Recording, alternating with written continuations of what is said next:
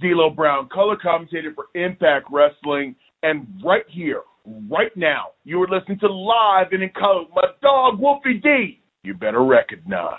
Hey, this is Jimmy Street, host of the Live and in Color with Wolfie D podcast. Hear the life and times of professional wrestler Wolfie D. From his time in the territories with PG-13 to his time in WWE, ECW, WCW, TNA, and more. Nothing is off limits and nothing will be held back. Thanks again for tuning in. Here he is, Wolfie D. Hey guys, welcome once again to Live and in Color with Wolfie D. I'm Wolfie D, and I got my man Jimmy across the street. And today we are going to be talking about another top 10 list. I know Jimmy's got his, I got mine. He's been waiting on me. I put it off to the last minute, as usual. And so we've got a pretty cool list, man. Jimmy, first of all, how are you doing today? I'm good, brother. How about yourself, man?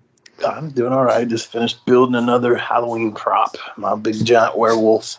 Yeah. I almost built him too big. He's a pain in the ass, but he looks pretty cool. I'm happy with it. It's definitely slowed traffic on my street. I bet. Street that you know, people kind of fly down it. Yeah. And I live on a side road, but I'm the first house on that road, so I share both roads there. And people definitely have slowed down coming by my house. We even had somebody get out of their car with their kids and knock on the door and ask if they could take pictures in the yard and stuff. So, pretty funny. Dude, that's awesome. I mean, I was thinking, is he building a new tag partner? Is he building, is this just his brother that's visiting? Is this a cousin, a long lost wolf? You know, after I've watched some stuff on YouTube and after I've worked with the materials and stuff, I made a mistake on that one. I know what I did. So if I do it again, I learn from it. But I didn't, the inside, the PVC pipe skeleton that I used, I didn't solidify it good enough. And I think his left hip, just like mine, it might be out. So I kind of had the time to the mailbox, but he'll be all right. But man, you know, this list, I was thinking about this, man. I've always thought, like, why do people judge? Because we have, I'll say we, but we have went out and told the people, you know, wrestling is a work. These are storylines. These are characters, this, that. Yeah. Much like a movie. But now you can have a movie about some pretty heavy stuff or a TV show. We're talking about Jeffrey Dahmer. We're talking about fictional stuff that's just way out there. And some of the villains are, you know, racist or homophobic or whatever, man. And you don't get mad at that actor. You don't even get mad at really the studio. Now, I know there's some movies that have been controversial or whatever, but I'm just saying in general, actors can play whatever and it's okay. But now a wrestler, whom we have said, these are storylines, these are characters, but if a wrestler is to do certain things, act a certain way, they are deemed as that person instead of the character this day and age. So, but even then, I mean, even back in the day, wrestlers, you know, were themselves. They lived their gimmick.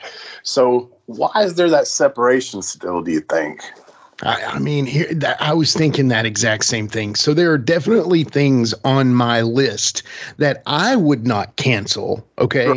Yeah. But I'm just assuming from the general consensus of how everything gets canceled in the world today, I just am thinking, you know, we came up with a list here that, again, I have to think as if I'm other people because I'm not a woke dude, you know. I don't really get into all that.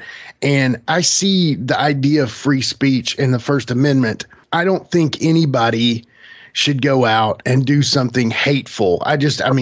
But at the same time, if it's done in the right way, like you said, in a movie, I mean, Leonardo DiCaprio in the movie Django Unchained, I mean, he's a piece of crap in that movie. You know, he's a slave owner.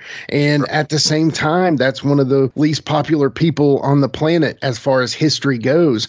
And I mean, hey, we don't hate on Leo, do we? And we don't hate on Quentin because Quentin wrote the movie, you know? So I don't know. It's weird. It's almost like still people actually still believe in wrestling. Exactly. You know Exactly. And to a certain extent, everybody does. Wrestling's that weird thing, man, in that weird gray area of entertainment, man. It really is. But, man, I think I'm ready to get to it because I think I've got some stuff and some points that people will be interested in. I'm sure you do too. So why don't we take a break, listen to some sponsors, and come back and start throwing our lists out. After these messages. With threats to our nation waiting around every corner, adaptability is more important than ever. When conditions change without notice, quick strategic thinking is crucial. And with obstacles consistently impending, determination is essential in overcoming them. It's this willingness, decisiveness, and resilience that sets Marines apart. With our fighting spirit, we don't just fight battles, we win them. Marines are the constant our nation counts on to fight the unknown. And through adaptable problem solving, we do just that. Learn more at marines.com. Hey folks, to get your official Live and in Color with Wolfie D merchandise, go to prowrestlingtees.com/live Wolfie D. Check it out.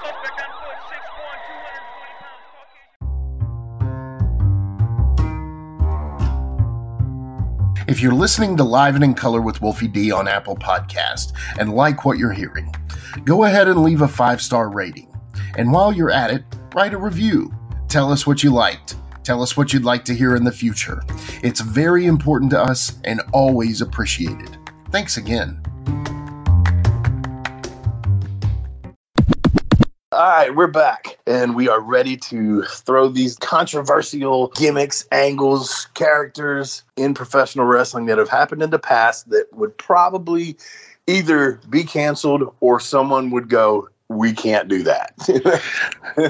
Yeah, exactly. So I was talking to my wife about, what we could possibly name this show. We kind of did this little thing again, but don't get hung up on what the welcome mat says. Basically, the idea behind this is these are top 10 gimmicks, ideas, angles that just wouldn't work today. They would get somebody canceled, maybe the whole company. They would be cringeworthy to some people, faux pas, whatever. The whole point is we wanted to kind of pick some of the moments from the past that wouldn't, in a sense, work today. You know what I'm saying? So, yeah. Well, let's get her rolling, and I'll start out with my number 10. And I usually, you know me, on these lists, I will never include myself. But since this includes myself and others, I'm going to throw this, sneak it in at number 10. And you've heard me say it before. I do not believe that the Nation of Domination, the original Nation of Domination, two white dudes with a obviously Nation of Islam feel to it. And at first, our pose was we knelt down on a knee to him and threw the Black Power sign until we all got in the ring and just stood up and did it all, the Black Power sign. But I think somebody would throw a fit about that. Yeah, I agree. And that actually is my number 10 as well. So I'll go ahead and get that one out of the way. Because here's the thing. I don't necessarily think it's so bad. There have been much worse things, but you're right. As far as like tipping your toe in the water, this would not work today just because you guys are out there. I mean, Eminem may have helped your cause, but there's also a lot of white rappers that hurt your cause. I mean, I've heard you be called lackeys. I've heard you be called bump takers for the team. I mean, you guys were out there to take the bumps that FAUX didn't have to, right? Right. Yeah. And just to give him a little extra hype coming out, kind of like flavor. He was a Public Enemy. Totally. Exactly. Yeah, but that would be the first guy people would punch, So, yeah. And I mean, you guys were good at it. And first of all, y'all had been doing that gimmick for a while now, right. and you just took it as a heel and you took it to the nth degree with FAUX. I mean, it was great gimmick, great angle. I love the original Nation of Domination. Honestly, I think that was when it was at its best, but I'm surprised at how many people come up to me and know the words to it. Yeah. We are the nation, I'm alive and in color. Don't diss the man, over bum rush your mother. Listen what I'm saying, it's for real, not playing. FAUX is the man, hit your knees and start praying. We are the nation of domination. He's harder than a rock and he can't be stopped. You suckers step to the side unless you wanna get dropped. The boys from the hood are on the MIC. Spitting out the rhymes is JC Ice and Wolfie D. Pretty funny. Or sending message or whatever. But yeah. Our number 10, that's the first time we've done that, I think, is actually we've had the same ones in the list, but not at the same placement, I don't think. Right. on that. Yeah, that was, well, I didn't think it was as bad as a lot of these others, but I wanted to get it on the list, and I thought it was worthy of it because it wouldn't work today, So I don't think so. I mean, I think it would. You know what I'm saying? But wink, wink, it wouldn't work today, as they say. All right. Well, on to my number 9, and a lot of the stuff I could almost just for number 9 say the Attitude Era because there was so much shit that was just off the wall. My number 9, I'm going to narrow it down to the Katie Vick thing. It was cringeworthy then, even more so now. You know what I'm saying? It was dumb then. It'd be dumb now, but somebody would have a major problem with it, I believe. Oh yeah, I 100% agree with you. I agree that this is a top 10 can't work today deal because, again, you have admittedly that Kane has sex with a dead body that he was in love with. And then at the same time, what ends up happening is then Triple H reenacts it with a mannequin in a coffin. You're right, though. I mean, it could be we could just say the whole Attitude Era just would not work today. But in the perspective of that being said, necrophilia, I don't think that's ever going to be cool. There should be two things. I mean, a bestiality, necrophilia, pedophilia, all those things should just be written off as never going to be cool. Don't even try it, So, but yeah, that one was horrible. Yes. So my number 9 is Colonel De Beers. So do you remember him? Yeah, absolutely. Yeah. South Africa. Yeah, South African apartheid soldier. Yeah. He was, I don't necessarily remember this, but I was doing some research on his character, and he would only apparently wrestle whites. In some areas, he would only wrestle white people. And, that kind of works against the angle in a way, but it makes sense that he wouldn't want to wrestle a black guy or a Hispanic guy. But at the same time, it almost makes sense that he would want to wrestle them to beat them, but he's being like he only wanted to wrestle whites, which again, and maybe not as many people would take offense to a South African soldier these days, but during the time of apartheid, I mean, that was the slavery of South Africa. That was USA slavery, so. They would still, trust me, there's no way that would fly today. Totally. And I'm sure it had probably personal heat with a lot of people. Yeah. And I did not know that about him, but the gimmick and all that kind of stuff. But yeah, you're right. No way, not even today. No doubt. So we're up to number 8, and my number 8 almost goes along with my number 9. It's the whole Lita Kane. She had sex with Kane because not to beat up Matt Hardy, and then has a stillborn baby and all this kind of stuff. And I mean, we're talking about maybe not rape, but coerced sex, and we're talking about almost because abortion's kind of an issue right now. Oh, totally. Abortion was a dead baby, and you know what I mean. That's probably not going to happen in 2022. No, they would not write it. They would not let that out. I think, what was it? Snitsky punts the baby out into the crowd. And I mean, wow. It was a cringe for sure. Cringe. So, yeah. I mean, I definitely don't think that you could even, I just don't think they would consider it today. I just think it was a little too far out there, but. It was like Howard Stern wrestling or something. Just total shock jock wrestling shit. Totally.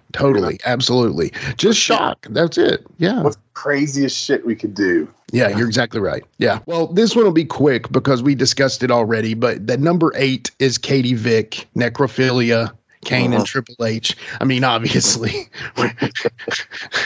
necrophilia, never going to work. Not going to. Yeah, it didn't work then. And if it didn't work then, it definitely ain't going to work today. So, sorry, Katie.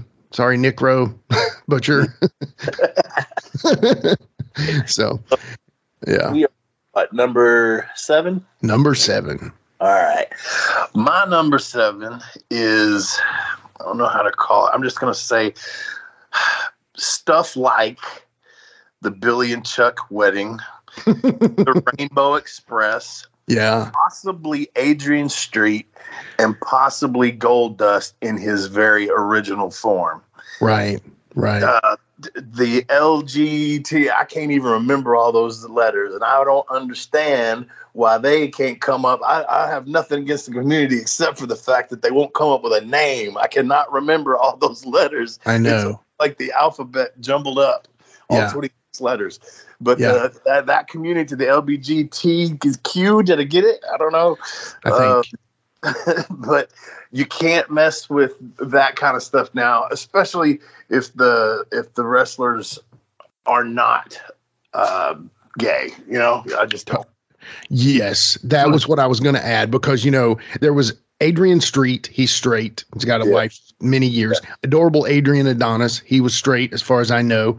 Billy and Chuck, they ended up making that a schmoz. Actually, it was a pretty horrible gimmick overall, because it ended up being they were celebration of their friendship instead of like a marriage. I don't know. They just they wimped out at the end, I think, on that pulling that trigger. Kwee-wee, of course, we know Alan, and Rainbow Express. I mean, you're right. I mean, if they were being played by an actual gay character, it's okay, because, you know, obviously there's like Sunny Kiss, there's other, you know, wrestling. Right. I'm not 100% sure, but there's Mexican, you know, a lot of Mexican luchador wrestlers that play that kind of style, and they are actually gay. So, I mean, in that regard, it would work only if it's not by a straight person. And see, when I threw Gold Dust and Adrian Street in there, I'm not even thinking really gay. I'm thinking more of like along the trend line. Yeah. So that totally might hit that one. Yeah. So, who knows? But anyway, that's fine. Yeah. So my number 7, and that's a good number 7. I actually wish I would have got that on my list, but we'll talk about that in a minute. But number 7 for me is Akeem, the African Dream. And so, yeah, what I've heard is that this was somewhat a gimmick about Dusty, in that he would do the dance and do his hands. But dude, I love that one man gang gimmick. Oh yeah. And then I don't know, I guess they just thought it was too one-sided, that he really couldn't have more layers. But then they put him in Akeem, the African Dream. I mean, if the PG-13 gimmick in Nation wouldn't work, you know for a fact. I mean, almost it may work in a way, because if it's like super, I don't know though, you know, I just think it would get crapped on, especially wearing the daishiki and the African gimmick, and you know, it's. I loved him as the one-man gang. Oh, dude. But Akeem was something else, man. That was when everybody had an occupation gimmick, or you know what I'm saying? Something, yeah. And he had Slick as his manager. His tag team partner was the Big Boss Man, which I don't know if there was a joke in there somewhere, being it was a cop and a white guy acting black or African. I don't know if the joke was in there somewhere, but at the same time, Slick was their manager. But Akeem even did the like listen to me kind of gimmick with his voice.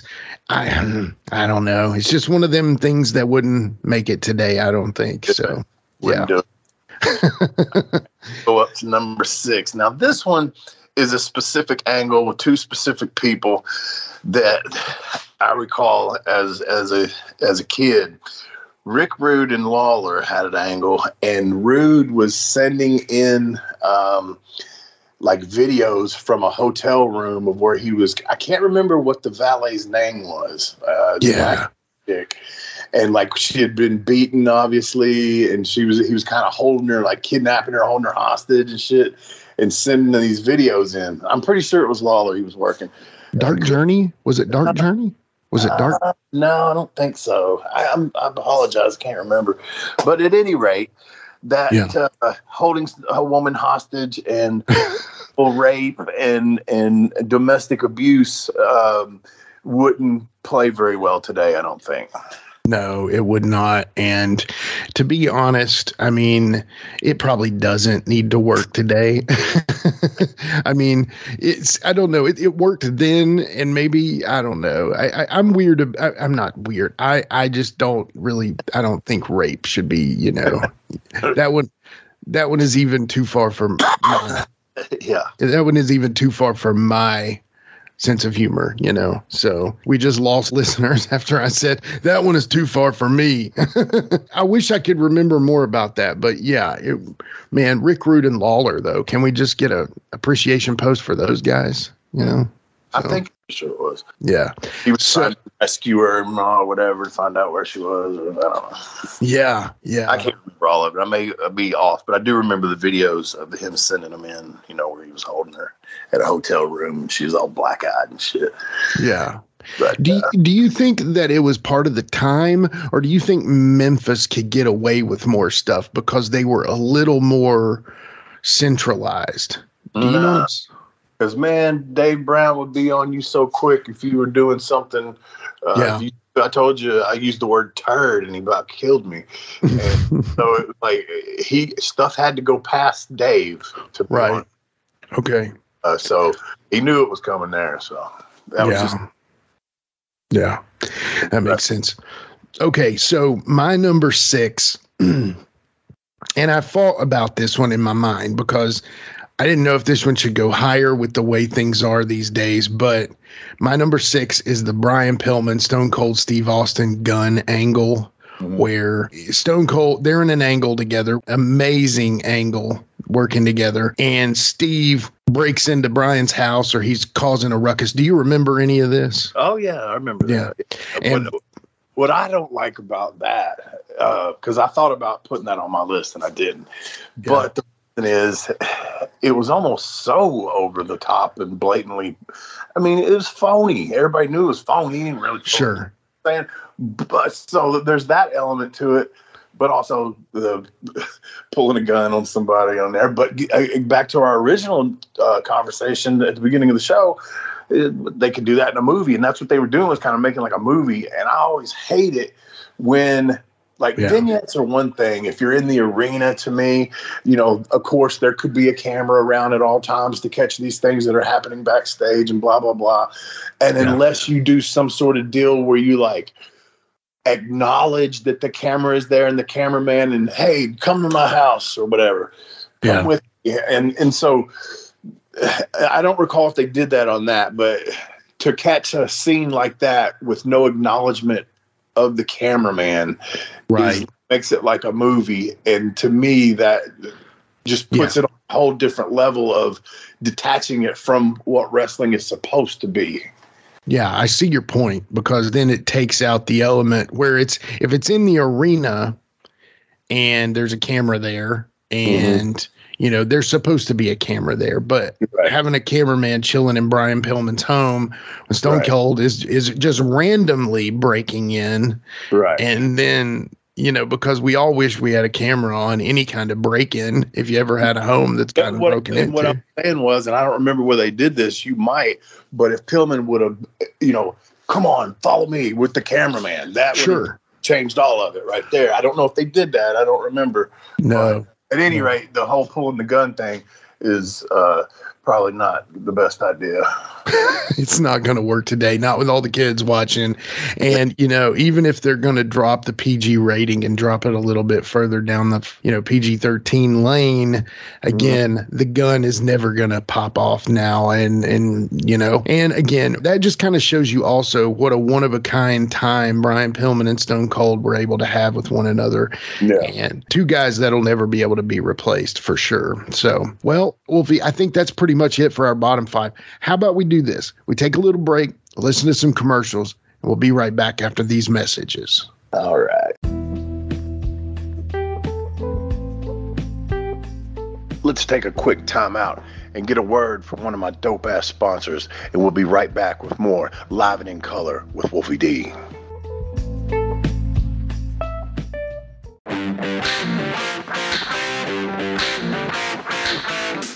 Hey folks, this is Wolfie D here, and if you are looking to buy or sell a home in Tennessee or Southern Kentucky, you're going to want to call my buddy, the rock star realtor, Benji Bowie. And you say, Wolfie, how do I get in touch with this rock star? Well, you can call him directly at 615-390-8216. You can go to his website, bowiehomes.com. That's B-U-I-E homes.com. Or you can email him at benbowie34@gmail.com. When you need a home, home, you need the Rockstar Realtor.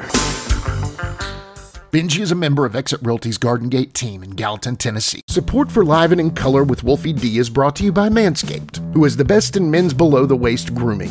Manscaped offers precision-engineered tools for your family jewels. Manscaped recently launched the Ultimate Men's Hygiene Bundle, the Performance Package. Join over 4 million men worldwide who trust Manscaped with this exclusive offer for you. 20% off and free worldwide shipping with the code WOLFIE at manscaped.com. If my math's correct, that's about 8 million balls. Getting engaged is a moment worth cherishing. A one-of-a-kind ring that you design at Blue Nile can help your love sparkle. Just choose your diamond and setting. When you've found the one, you'll get it delivered right to your door. Finding the right engagement ring can be nerve-wracking. At Blue Nile, you'll have the expert guidance needed and a diamond guarantee that ensures you're getting the highest quality at the best price. Cherish all of life's moments and save up to 30% at BlueNile.com. That's BlueNile.com. Hey, it's Kaylee Cuoco for Priceline. Ready to go to your happy place for a happy price? Well, why didn't you say so? Just download the Priceline app right now and save up to 60% on hotels. So whether it's Cousin Kevin's Kazoo Concert in Kansas City, go Kevin, or Becky's Bachelorette Bash in Bermuda, you never have to miss a trip ever again. So download the Priceline app today. Your savings are waiting. Go to your happy place for a happy price. Go to your happy price, Priceline. All right, we're back, and that was our bottom 5. And Jimmy, how about on this top 5? How about you start it this time? Okay, I like that.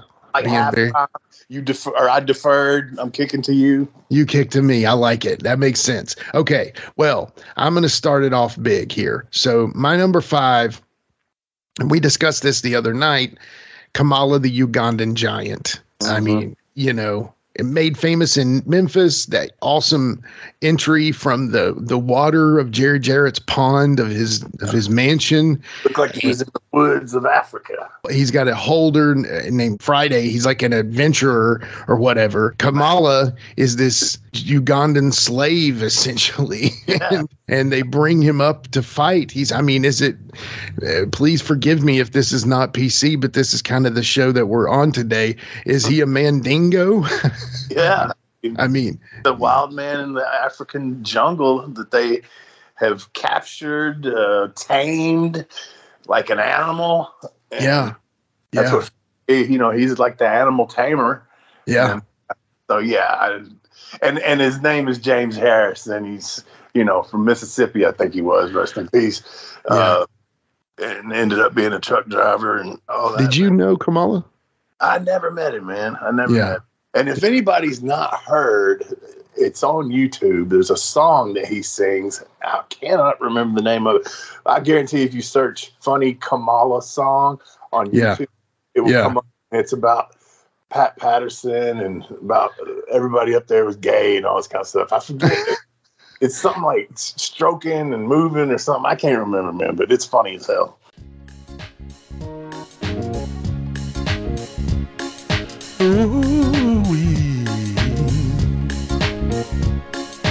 Yo, bro, Kamala here. Ooh-wee. Thinking back when I was in the former WWF, all the things that went on. Ooh-wee. I was just like the floor sweeper, the janitor, who you could just talk over his head and it would never be picked up. But let me tell you something. I remember it all. You kept me broke when I know I put asses in the seats. But you paid your lovers, the one that go meet to meet.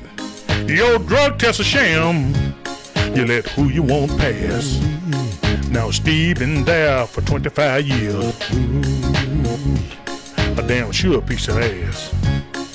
I saw you one time put your head in Rikishi's ass. Now that was on national TV. Everybody saw that. They sure did. But I could tell that you felt at home the long it lasts. Push it and pull it. Push it and pull it. The fat little Vinny starts screaming like a girl. Push it. You know that's what he like. Now he like that. Just be obedient. Do what the man tell you if you want your job. I mean, we got to find that, and I might try to drop that in. Is it the Kamala funny theme song or something? I don't know. I'll look into it. We'll drop it. Yeah. It's like a radio show.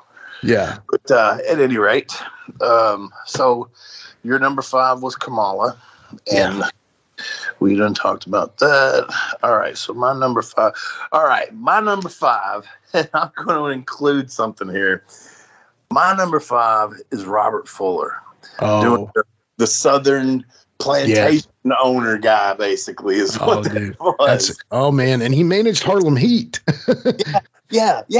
And then what even leads me more to say that, and this is why I say I'm kind of doing an extra thing here, but I can't believe that Kentucky Fried Chicken has gotten away with Colonel Sanders this long. For real. Robert Fuller and Colonel Sanders is kind of that's what I always thought of when I saw him. I thought of that, and I thought of Boss Hogg from the Dukes of Hazzard. Boss Hogg, yeah. If you mix the two, and then of course we talked about it earlier, Django Unchained. Yeah, you know, the guy that Don Johnson plays. He's in that fully white suit, and he's got that like kind of Van Dyke goatee. That's what they call that. Anyway, yeah, you're right. I mean, Robert Fuller is known for many things. Yeah, even lately, I'm sorry to talk over you. Even lately, Colonel Sanders has even kind of made a comeback as far as the popularity of their person that's doing their commercials and stuff. And it's just, I'm always like, I can't believe somebody ain't got on that yet. Not that I care. I like girls. I've been to the first ever Kentucky Fried Chicken. OG. Yeah. And so anyway, I don't have a problem with it, but I'm surprised somebody doesn't. Well, let me say something here. Since we're on KFC, by God, doesn't it taste different than it used to? Dude. I don't eat it as much. I'm a Popeyes guy. Oh, man. Yeah. Well, if we're going there, for sure, let's do Popeyes. No question. But, okay, if you have the original at KFC, and I'm telling you, they're one of them 11 spices they've modified or dropped out or something. I don't know. But it's different. See, I never really cared for their original recipe. I always liked the extra crispy. So you like the crunch. I respect that. Nothing wrong with that. But I like the Popeyes. Yes. Spicy. With that. If I'm going KFC, I'm going OG. I guess it's like I like to dip it in the brown gravy. I don't know. It's you know, I haven't eaten KFC in years, man. Don't you? Yeah. Dipping this fucking fried chicken in brown gravy. Who's your parents? You weren't raised right, boy. Did you wear a bib when you do this? And bib? Yeah, I'm like Cartman. I just pull the skins off the whole box and let everybody else eat the chicken. So, yeah. Anyway. So we are at number 4. Yes. For you? So, yeah, number 4 for me. I'm going to have to do this one. So, DX mocking the Nation of Domination. Now, you know, your guys' involvement in the original Nation was much less than this one. DX basically came out there in modified or full blackface. Yeah. You know, Triple H probably had a minimum amount of it. I think, you know, of course, Road Dogg was D-Lo and he didn't have to be. But, you know, I'm talking Billy Gunn was pretty well down the road there. And Sean Waltman was very dark. And I mean, you know, I'm sitting here rating the darkness of blackface, but long story short, it's not going to work today. And, you know, what I felt like that is the NWO had recently mocked the Four Horsemen. Okay. on WCW Nitro, and they did this whole gimmick where Sean Waltman acting like he was Ric Flair and he was crying, and Arn Anderson was played by Kevin Nash, and Kevin Nash was acting like, you know, Arn was this crippled old man because he had just retired to take my spot, not my spot, that kind of thing, the my spot gimmick. My spot. And so Sean Waltman leaves the NWO and goes to DX in the WWF. Now, again, I don't know if he had this idea or whose idea it was, but here we go again. Sean is in a character-based promo, and they are in full blackface. So, again, not really a ton to say here other than the fact that it's not going to ever today. Well, I'm sure it got heat then, and not, you know, good heat. But I mean, can you imagine what Farouk thought of that? Like, honestly, I mean, it's hard to say. And when you've been in the wrestling business that long, especially that old school, I promise you, if he would have had a problem with it, he'd have let him know. Yeah, and it may not have happened if he would have had a problem. So that's a good point. You know, I just feel like a lot of, not necessarily Ron, but some of those guys are pretty vocal about certain things these days. And I don't know. What we know is that this would not happen today.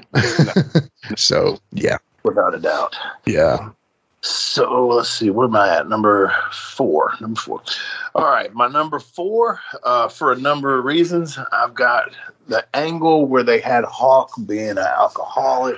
Yeah. The whole going to commit suicide and brother pushing him. Okay, so you have, I forget what month it is, maybe March, Mental Health Awareness Month or whatever.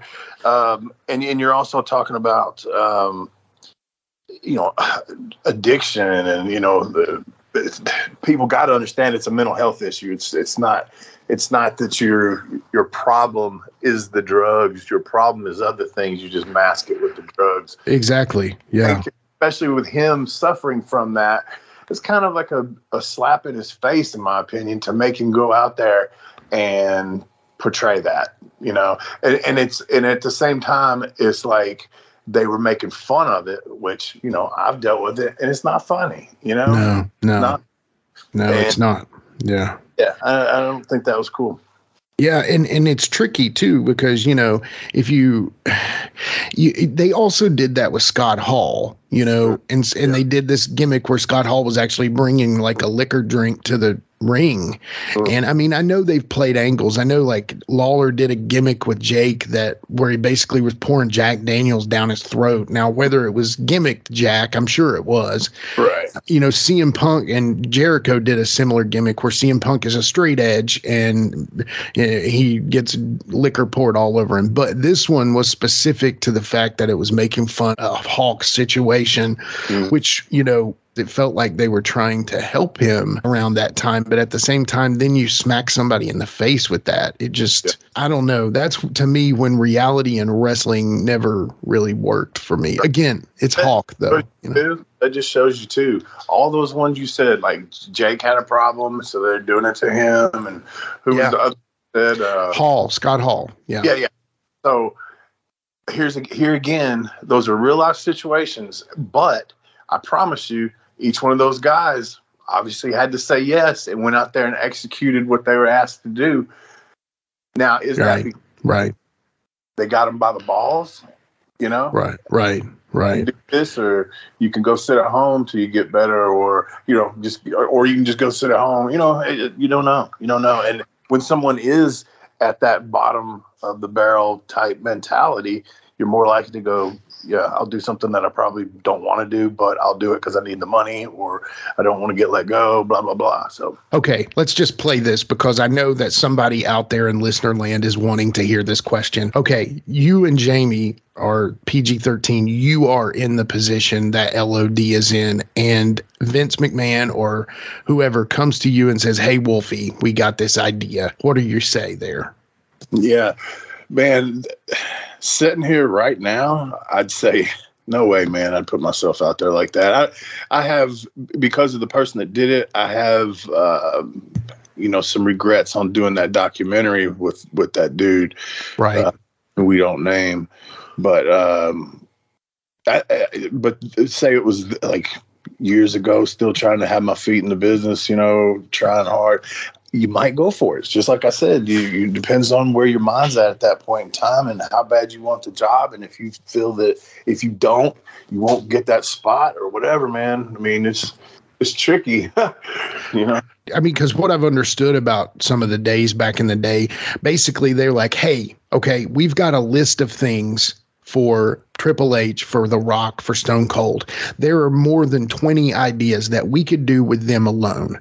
But right now, we've got this idea, or, hey, we don't have anything else for you. Right.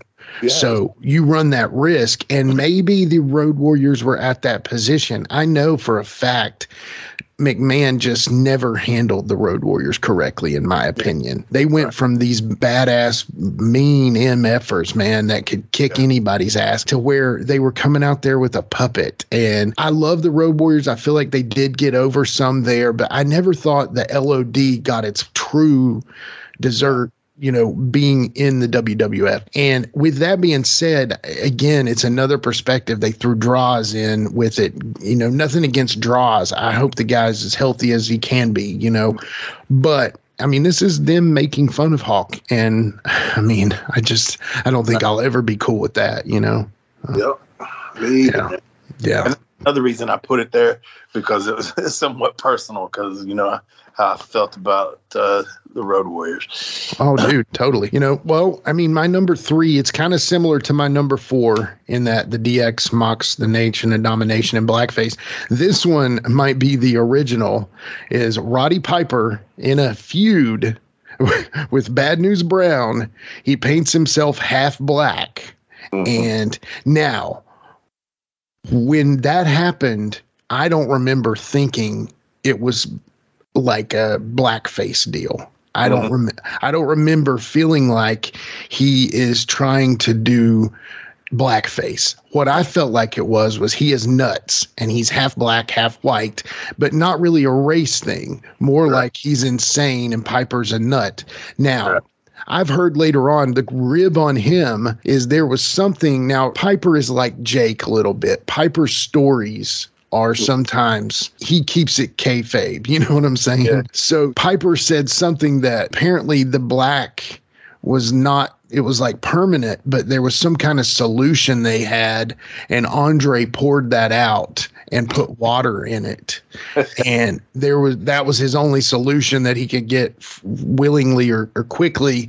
So he had to go through the airport and go get it, finally scrub it off. And, there's a whole long story about it that I'm not doing justice, but now people are up in arms about this gimmick. But at the time, I don't remember maybe I was just innocent in my mind and didn't think of things like that. Or maybe, it was just the times. But long story short, yeah, I mean, him, painting himself half black, that would definitely not work today. Not even half. So. I remember the visual of it. I don't remember like interview with it or anything like that, what was said or how he kind of portrayed it.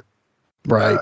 I mean, definitely somebody would have a problem with that one for sure. I mean, we start messing around with race.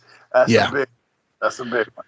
Yeah, absolutely. That was my number 3. So, well, I'm number 3 is going to be quick because it was one of yours, Kamala, and we've talked about that again. That was the race. Race is a very touchy subject, man.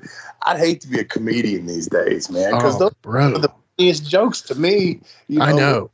That's why it felt so funny. But he makes fun of everybody. He makes fun of white, black, whatever, and I'm not gonna lie. Sometimes he says stuff about white people, and I'm kind of like, man, come on. It's not that funny to me, but it's still funny because I don't get my feelings hurt over it. Yeah, and either we're conditioned to not get our feelings hurt, or it's just we don't get our feelings hurt. Right. The way that I feel like today, I do like Dave Chappelle because of his blatant honesty, but I like those comedians that are like the Richard Pryors and those guys that push the buttons, and they don't tiptoe around. I would hate to be a comic these days myself because, you know, we all in our mind have the things that we think are funny that when we say them in front of another person, it does not work. Right. Such as my putting the whirly bird on the worst moves joke. You didn't laugh at all. But anyway, point being, yeah, it would be a really hard job in a politically correct culture like we live in, you know. So no thank you. Well, yeah. What if Robert Fuller managed Kamala? Now that would have been something. Hell yeah. Yeah. Or what about Junkyard Dog's chain? I mean, did we ever think of that? I mean, he was a dog, so Yeah. but people would people would go off on that, you know. So I don't know. maybe not. Hopefully JYD. Yeah. Probably somebody would, but Probably somebody. Yeah. All right. My number 2, you know, it's pretty much always going to be a thing now as long as there's two people who love Triple H and Stephanie's wedding in Vegas. He drugged her and faked her saying I do, and you know, God knows what else they implicated in that or you know, acted like he did. But long story short, he drugged her and married her. And drugging a woman, don't do that, kids. That's never cool. It's the Bill Cosby gimmick. Yeah, it's the Cosby gimmick. I mean, but you know what's so funny? I've heard things about like Cosby where he's actually said things in interviews where like a Larry King interview where he's like, you know, when you put a little drink and you put something in the drink and you know, and it's like, what? Yeah, and we didn't say something about that. I mean, yikes. But I love the Cosby Show, man. So I don't know, but. Why did we not catch Dr. Huxtable before? Very cute. Exactly. And kids, don't drug women, and women don't drug men, you know. Yeah. Don't drug each other, you know. Yeah. In your own drugs. All right. So at my number 2? Yes, sir. All right. My number 2 is the $1 Million Man, Ted DiBiase, and his slave, Virgil. Oh my gosh. Yes. Yes. You got a dude who's loaded, whatever, and he's got this black slave guy that he dresses him kind of cool, but he makes him do everything. And man. Yeah. Drivers, whatever. And, you know, in some of those videos they did with the kids and things like that, nope, not going to happen. Not going to work. Not ever going to work. And you're right. And again, it's one of those things like he's a manservant. But I mean, if you put manservant and slave, I mean, they're going to be synonyms with one another, you know? So. Black guy and a white. Yeah, not going to work. Not in a subservient angle. Nobody would accept that for sure. Poor Virgil, man. Hey, but if Virgil had not have played that submissive slave, he would never be, we wouldn't even know his name today, probably. Soul Train Jones, you don't think? I don't think made it. Yeah, I don't think Soul Train would have made it either. Sorry, buddy. Okay, so, you know, here we are, the number 1. I'd like a drum roll, please. Brrr.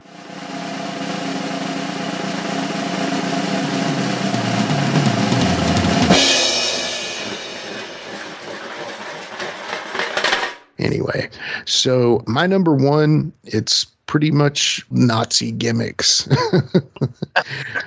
The Von Brauners, Fritz von Erich, all of those. Never could you ever. Now, again, I think a Nazi would be fun to punch, you know, why not? Yeah. But at the same time, the sensitivity of the world would not accept the fact of even having a villain Nazi guy, you know. Yeah. And now, especially, again, if he's not really a German. A German, yeah. Because the last time you had something like that was Alex Wright, was it not? And he did kind of play a little heel there for a minute. Not, I don't think it was Nazi or whatever, but it was Germanish, heelish, more almost steampunk, was it not? Yeah, it was kind of steampunk. Yeah, and I mean, people are going to be screaming this right now, so just don't hurt your voice. I know that Gunther Walter, whatever his character is, their Imperium, they come out in this very clean, straight-lined look jacket, very rigid walking. They have a German Nazi element to them, but it's not ever named. They are actually German. I think that one of the guys is Italian, the other's like Austrian, the other's German or something. I know that they're from the area of the Axis, I guess. and Gunther is pretty close to a Nazi gimmick, but he is not named a Nazi, nor does he show the Nazi tactics of like the goose stepping, that kind of thing. So, and by the way, to Skull Von Crush. Skull Von Crush. That might be, that was the last gasp at that gimmick, really, if you think about it. I mean, Alex Wright was around, but, anyway, you're right. Skull Von Crush. Hey, Vito, much props to you, homie, but we don't think that would work anymore.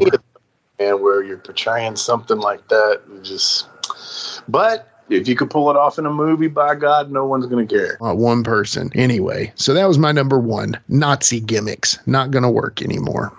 Well, it's funny because my number one is going to relate to yours a little bit. But I'm going to stay here on American soil. My number one is any rebel flag gimmicks, such as the Freebirds. They remember when they painted themselves with the face paint with the flags and they wore the flag? Yes. Tracy Smothers and Steve Armstrong, I'm sorry. Yeah. The Wild-Eyed Southern Boys. Remember Corey Williams and Ashley Hudson? Yes. Couldn't do that either. And then I actually believe that I got us kicked out when Acadian Wrestling was running around the Nashville area. The bail bondsman lady and Chase Stevens were kind of in control of that. And I did some of the booking for it.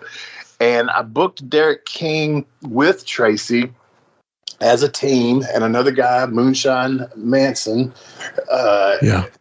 Moonshine Mantel, I think it was. But his name is Brian Greenness on Facebook. Good dude. I like him.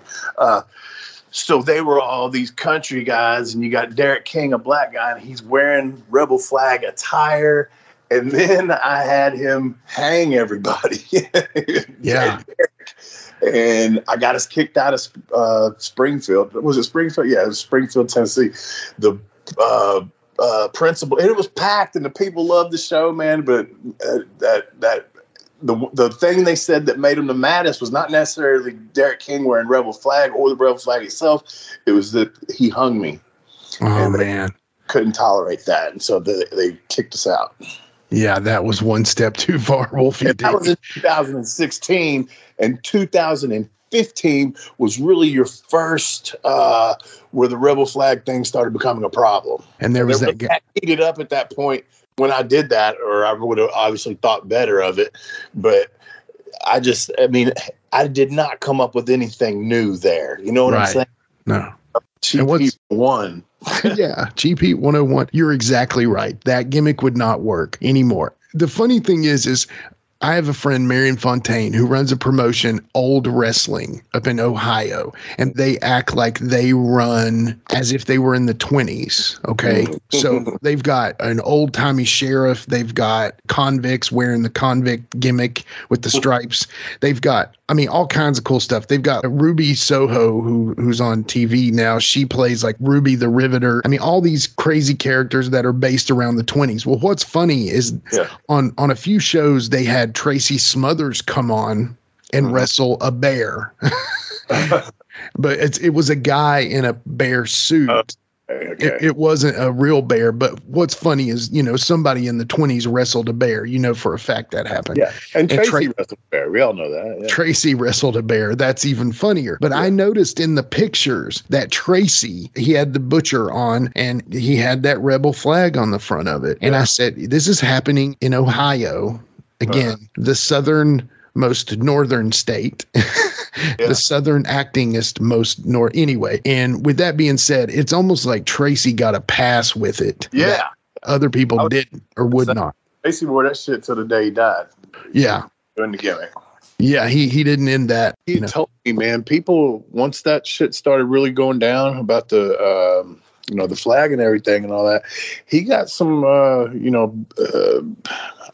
can't remember and he probably did, because Tracy's stories can be out there sometimes, and there's a lot of validity to do a lot of what he says, but like death threats and shit like that.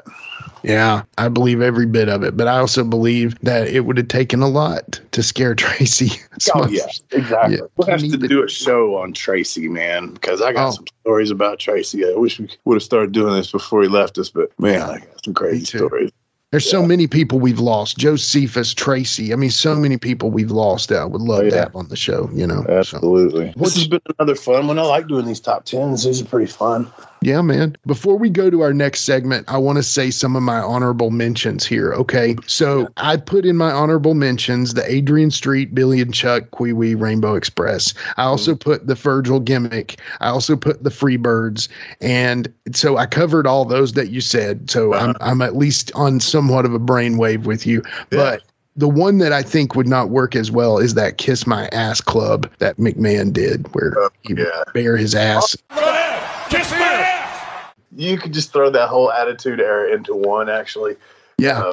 Because there's just so much stuff. But I like breaking it down and going into the ones that were just like, what the fuck? Oh, totally. I agree. Well, if you don't have the Attitude Era, Wolfie D, you have the current era of the world. Area of affairs. Current affairs. DJ, hit the music. You stole my line, damn it. It's a current affair. It's a current affair. Love it in color. It's a current affair. Love it in color.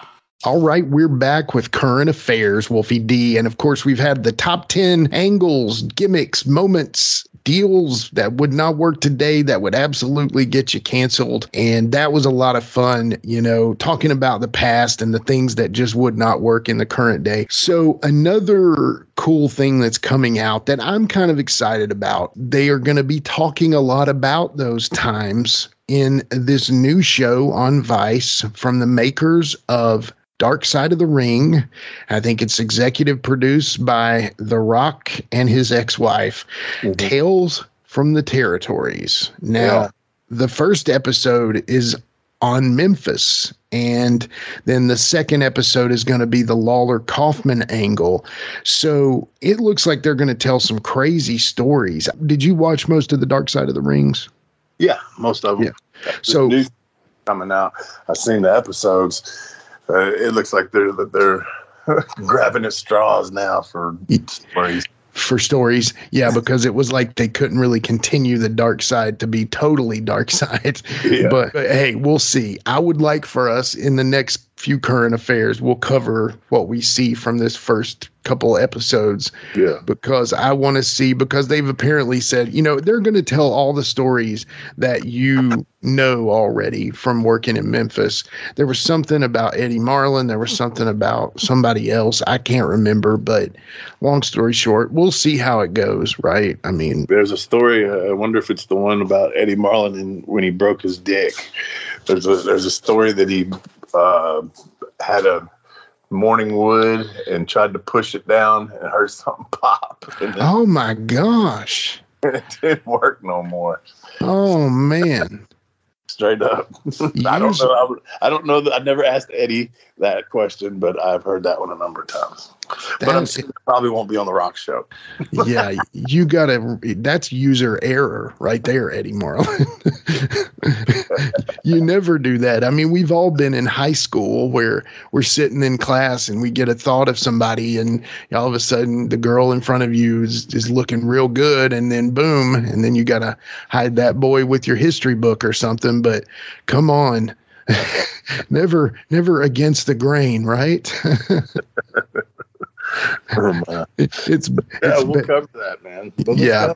Do some current affairs. Well, that was my current affair for number one. All right. So number one was the current affair of the Tales from the Territories. Yeah. And again, that's coming up when we're talking about that. So my next current affair is Bray Wyatt and this white rabbit character gimmick deal they're doing. Right now, the WWE, as we've spoken before, has been running these QR codes, and they're doing all these random little drop-ins to make you basically now, if it's not Bray Wyatt, people are going to lose their ever-loving mind because they've alluded to him in so many different things, whether flashing a Fiend image on the screen. They actually had someone sitting on hard camera side in the crowd with a full-on Fiend mask. Apparently, he did not move either. He just was sitting there as still as possible with that Fiend mask showing.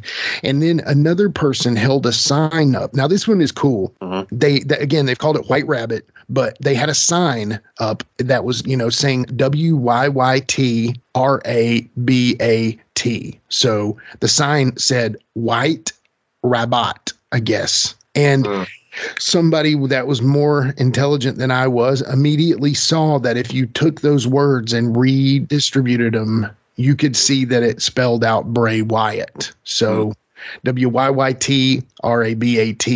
The other thing that I thought was super cool, was they used, it was a Predator cipher. Do you remember the Predator in the original ones where you could see on his armband, it was like their own alphabet? And it was on the gimmick, and it said it had things that he had to cipher. They put up an image with the Predator cipher, and you had to take the Predator movie and take that alphabet and decode this. So it automatically spells him as a predator.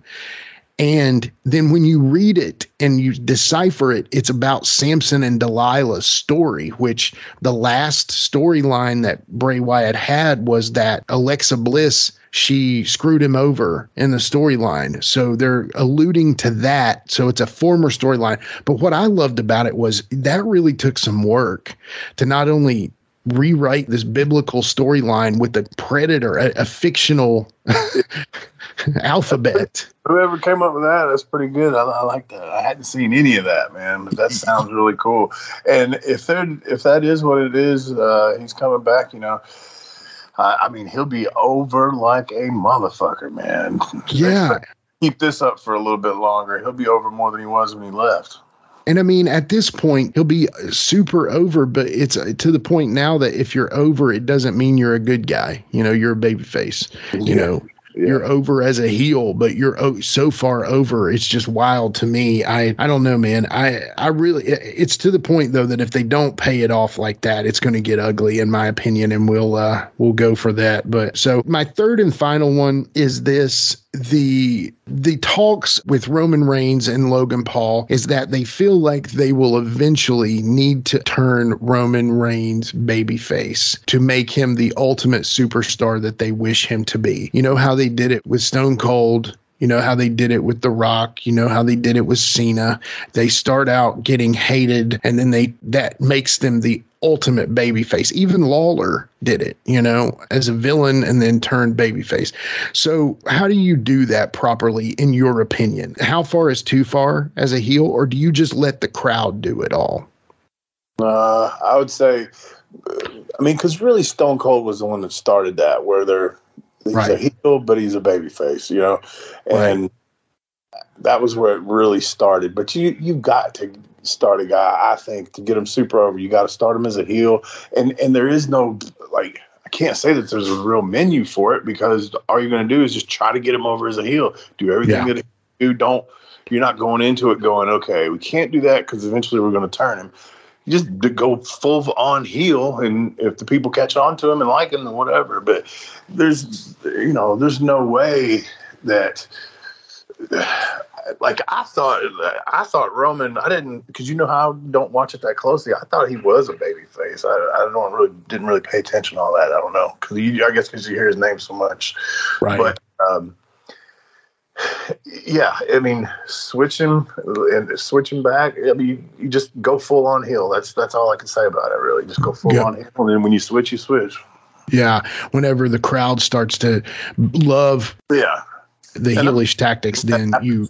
In every heel, just because they're not going to get over just because they're a heel, but there's the certain people that are, it's a lot to do with the gimmick or how they talk on the mic that the people catch on to, and then they like them. But it's just a heel gimmick to be a heel gimmick, not necessarily going to get over enough to where you can switch them and all that kind of stuff. But anything can happen. If you do stuff right, you can use people to their strengths and not to their disadvantages. And it's a team effort, really. Yes, the guy has to go out there and execute, as they say in football. We didn't execute. You go out there and execute it, but y'all got to have somebody giving you the game plan. Yeah. Yeah. Right now, maybe the only thing that's keeping him heel is Paul Heyman is his manager right now. But anyway, well, that's really all I had. Again, since Vince McMahon retired and CM Punk's gone incognito, it's been a slow current affairs season right now. But with that being said, that's my current affairs for today on the top 10 wrestling moments that wouldn't work today. So anyway, thank you all for listening. Take us out, Wolfie D. Thank you to our sponsors, as usual. We appreciate you guys. Thank you for listening. And we'll try to come up with something interesting again for next week. So same bat time. No, same wolf time, same wolf channel. I love it. See you guys next week on Live and in Color with Wolfie D.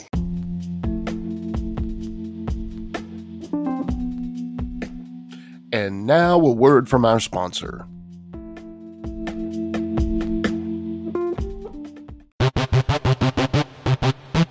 Ladies and gentlemen, welcome to Give Me Back My Pro Wrestling, the podcast that's based on the old school but can still help you find the good stuff from today. Jimmy Street and the Plastic Chic, Jared, are the undisputed tag team champions of the wrestling podcast world. From thought-provoking topics to superstar interviews to action figure expertise. This team does it all, and all they ask is, give me back my pro wrestling!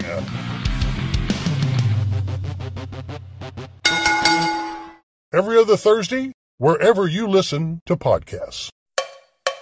If you're a fan of rock music, I'd really appreciate it if you took a moment to check out my podcast. It's called the Decibel Geek Podcast. We've been doing it for about 10 years now. We talk about Kiss. We talk about Ozzy. We talk about Motley Crue and Guns N' Roses and Metallica.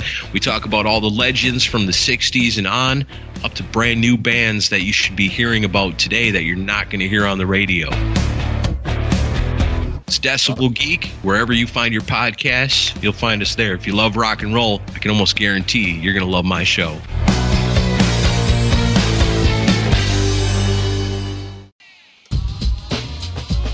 That's right, it's the talk of Middle Tennessee, the channel you love to hate and the channel you hate to love. It's Brian Turner from Brian Turner's VHS Rehab. And if you're looking for matches from Wolfie D to Jerry Lawler to Dusty Rhodes and the team that put a pimp before your eyes and a goatee between your thighs, Booty Call and Athena, go to lostwrestling.com. See, I made it easy for you.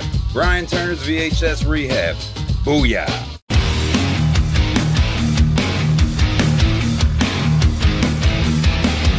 Hey everyone, this is Shane from Insane Shane's World. I release wrestling figures of enhancement talent, mid-card wrestlers, and wrestlers that you never thought would have a figure available. So if you're interested in adding a really cool and rare figure to your collection, then don't hesitate to contact me at shamtheman73@gmail.com. That's SHAMtheman73@gmail.com. You can also join my Facebook group. Just search Insane Shane's World.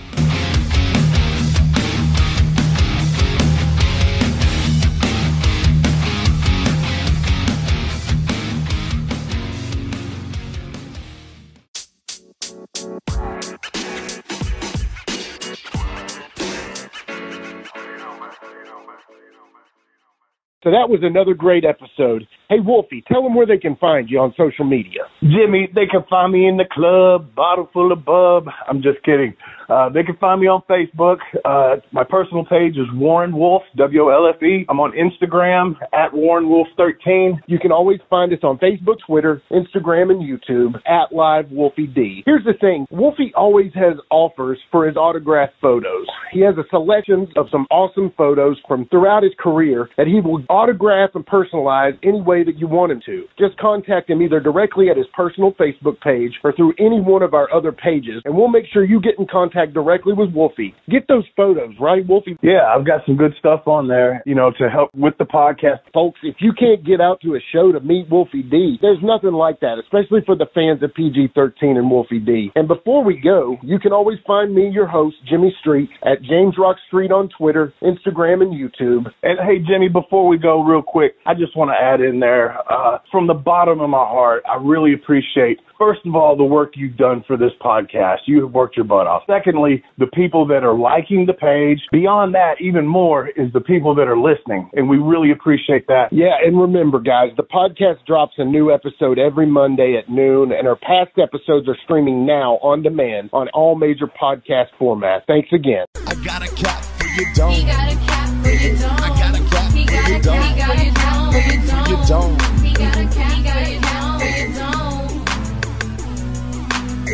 And here we go. The original white boy that came out sagging, not bragging, don't be hating, cause I'm spitting the truth. Still livin' in color. Bum rush your mother, utilize a hubcap, unlike any other.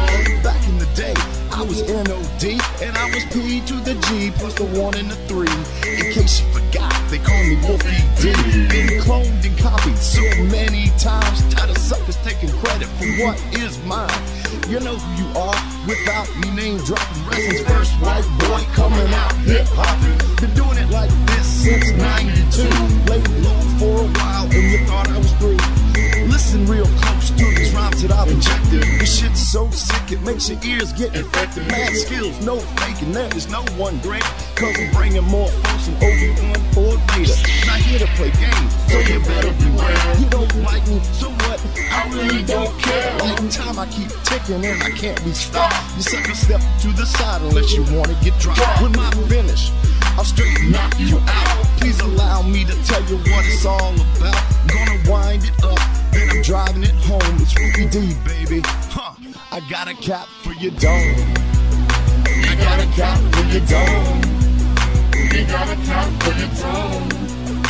We got a cap for your dome. This has been a James Rock Street production.